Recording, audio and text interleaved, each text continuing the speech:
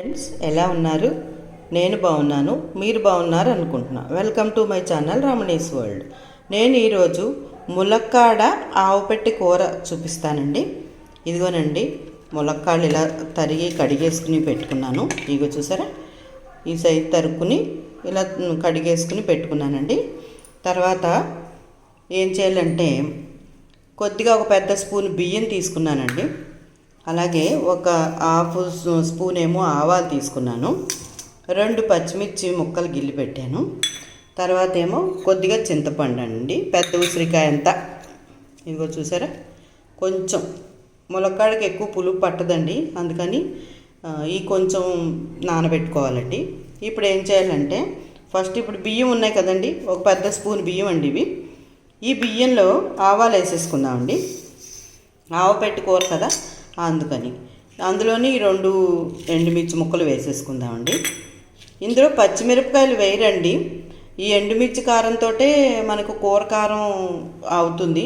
ఒకవేళ ఇది సరిపోలేదనుకోండి ఎర్రకారం వేసుకోవచ్చండి కొంచెం. ముందైతే ఈ 2 వేసాను నేను. మేము ఎక్కువ కారం తినము, అందుకని చూసి సరిపోతే ఎర్రకారం వేస్తానండి. ఇవి ముందు ఒక గంట ముందు ఇలా నానబెట్టుకోవాలండి నీళ్లు పోసి. ఇప్పుడు ఇలా నానబెట్టేసుకుని ఒక గంట పక్కన ఉంచేయాలి. అలాగే ఈ చింతపండు కూడా కొద్దిగా నీళ్లు పోసి గుజ్జులా తీసుకోవాలండి, మరీ పలచగా కాదు. కొంచెం ఇలా నానబెట్టుకుని ఇలా తీసుకుని చింతపండు అంతా కొద్దిగా నీళ్లు పోసుకుని నానబెట్టుకోవాలండి. అది గుజ్జు తీసుకోవాలన్నమాట. ఈ ముందు ఇప్పుడు ఏం చేయాలంటే ఇవి కొద్దిగా వాటర్ వేసి ఉడకపెట్టాలండి. మరీ డైరెక్ట్గా పోపులో వేసామనుకోండి అవి ఉడకవు కదా, అందుకని ఇగోనండి మూకుడు పెట్టాను. ఒక గ్లాసు నీళ్లు పోస్తున్నానండి. మరీ ఎక్కువ నీళ్లు పోసేసుకోకూడదండి, కొంచెం సరిపడా పోసుకుంటే బాగుంటాయి. ఆ నీళ్ళల్లోనే ఇప్పుడు ఈ ములక్కాడ ముక్కలన్నీ వేసేయాలండి.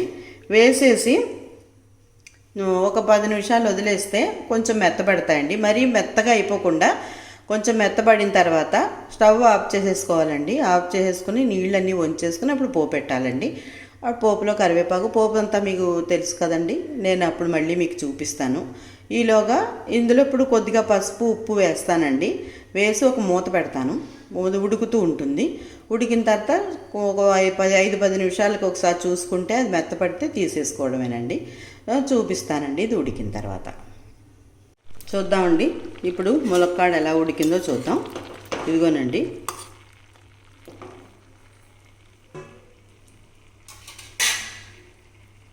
ఇక చూసారా, అగో మెత్తగా అయిపోయింది కదా. కట్టేస్తున్నానండి స్టవ్. ఇప్పుడు దీన్ని చిల్లుల దాంట్లో వేసేసి మొత్తం కూర అంతాను నీరంతా ఓడిన తర్వాత పోపెట్టుకోవాలండి. నేను ఇప్పుడు చిల్లుల దాంట్లో వేస్తాను. బాగా నీరు ఓడిపోతే కూర బాగుంటుంది, నీళ్ళ ఉంటే బాగుండదు కదా, అందుకని చిల్లుల దాంట్లో వేసుకుని మొత్తం నీరంతా ఓడ్చుకున్నాక అప్పుడు పోపెట్టుకుందామండి. చూసారా, ఆవ నానబెట్టుకున్నాం కదా, ఆవా బియ్యం ఇగోనండి నానిపోయాయి. ఆవాలు, బియ్యము, ఎండుమిర్చిను ఇప్పుడు ఈ నీళ్ళన్నీ వంపేసి ఒకసారి కడిగేసి అప్పుడు మిక్సీలో ముద్దలా పేస్ట్లా పట్టుకోవాలండి. పేస్ట్లా పట్టుకున్న వెంటనే దాంట్లో కొద్దిగా ఆయిల్ వేసుకోవాలండి, లేకపోతే చేదు వస్తుంది అనమాట. ఆయిల్ వేసుకుని పక్కన పెట్టుకుందాం. మిక్సీ పట్టాక చూపిస్తానండి. ఆవంతా రుబ్బేశాను. ఇది ఇలా ముద్దలా వచ్చిందండి పేస్ట్ లాగా. ఇప్పుడు ఇందులో కొద్దిగా ఆయిల్ వేసుకోవాలండి.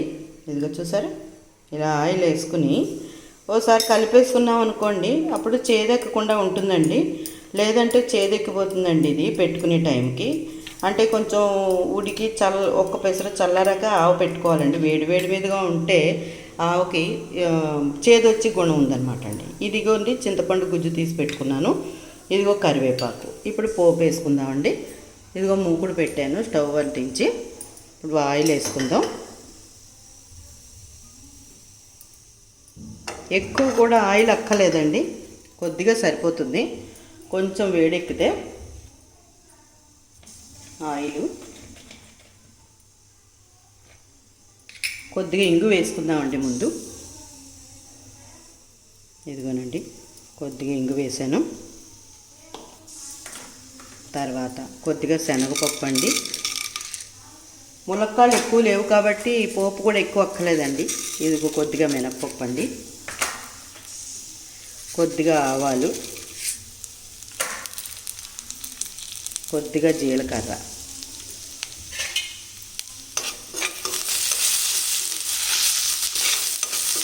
కొంచెం వేగాలండి. ఇవి వేగితే బాగుంటుంది పోపు. ఇందులోనే మరి 2 ఎండుమిర్చి వేసుకుందాం. ఇంకా పచ్చిమిర్చి అయితే వేయమండి. ఇందులో 2 ఎండుమిర్చి ముక్కలుగా చేసి వేసుకుందామండి.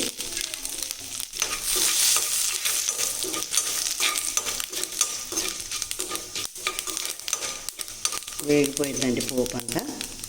కరివేపాకు కూడా వేసేసుకుందాం. అదిగోనండి.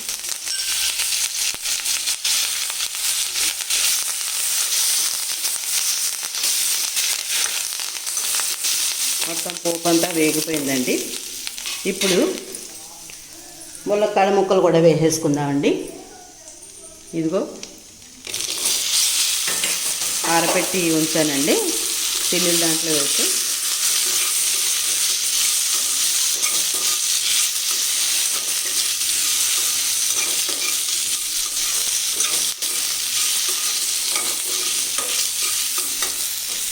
ఇప్పుడు ఇందులో కొద్దిగా పసుపు వేసుకుందాం. కొద్దిగా ఉప్పు వేసుకుందామండి.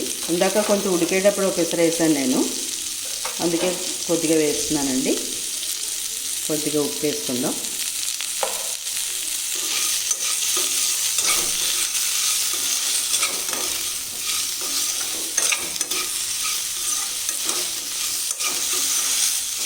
ఇప్పుడు చింతపండు గుజ్జు వేసుకుందామండి. ఇదిగోనండి.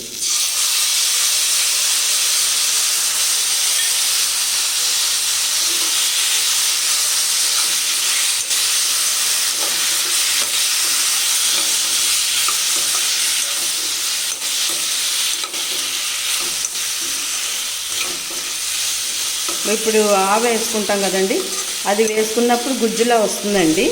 అప్పుడు మీకు కూర తెలుస్తుంది. ఇప్పుడైతే పొడి పొడిగా ఉంది కదా, మీకు ఆవ వేసాక గుజ్జు వస్తుందండి. అప్పుడు బాగుంటుంది చూడడానికి. మీకు కావాలంటే ఇందులో కారం సరిపోదనుకుంటే కొద్దిగా ఎర్రకారం వేసుకోండి. మాకు సరిపోతుందని నేను వేయలేదండి. ఎర్రకారం వేసుకుంటే చూడడానికి కూడా చాలా బాగుంటుంది. కొంచెం ఎర్రకారం వేసుకోండి మీరు. నేను మొత్తం ఎండుకారం వేసాను, ఎండుమిర్చి ఒకటే వేసానండి. ములక్కాయలు తక్కువ ఉన్నాయి కదా, మీరు ఎక్కువ ములక్కాయలు చేసుకున్నారనుకోండి చక్కగా కొంచెం ఎక్కువ వేసుకోండి, ఎర్రకారం వేసుకోండి, బాగుంటుంది. అయిపోయిందండి. స్టవ్ కట్టేస్తున్నాను. స్టవ్ ఆఫ్ చేసేసాను. ఇప్పుడు ఆవ వేసుకుందామండి. స్టవ్ ఆఫ్ చేసి వేసుకోవాలండి, లేకపోతే కండ్రెక్కుతుందనమాట.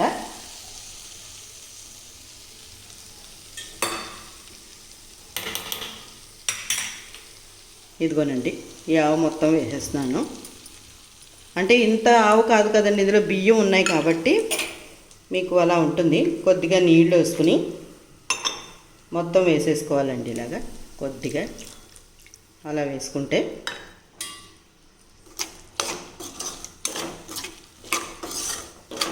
కొంచెం చల్లారిన తర్వాత మీకు ఇదంతా పట్టుకుని చక్కగా ముద్దలా ఉంటుందండి. బాగుంటుంది కూర తినడానికి. అప్పుడు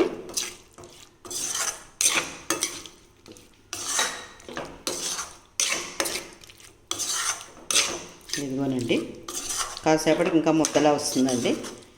ఇదిగో ఒక 5 నిమిషాల పైగా ఎలా ఉందో చూపిస్తానండి.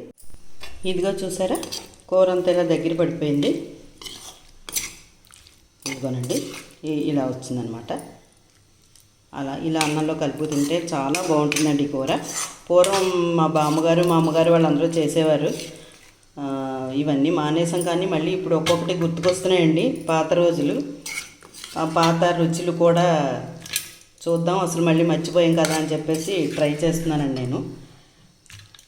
ఇదిగోనండి, బాగుంటాయండి ఇలాంటి కూరలు. కొంచెం వెరైటీగా ఉంటాయి. మనకి ఎంతసేపు ఒకటే మూతలో వండుకోకుండా ఇలా కొంచెం ఏదైనా ట్రై చేసామనుకోండి కొంచెం రుచి మారినట్టు ఉంటుందని చెప్పేసి చేస్తూ ఉంటానండి నేను. ఇదిగోనండి, ములక్కాడ ఆవు పెట్టిన కూర చాలా బాగుంటుందండి. పుల్ల పుల్లగా, కారం కారంగా బాగుంటుంది అన్నంలోకి. కొంచెం ఇంకా జ్యూసీలా చేసుకుంటే చపాతీ పుల్కాల్లో కూడా వేసుకోవచ్చండి, మీ ఇష్టం.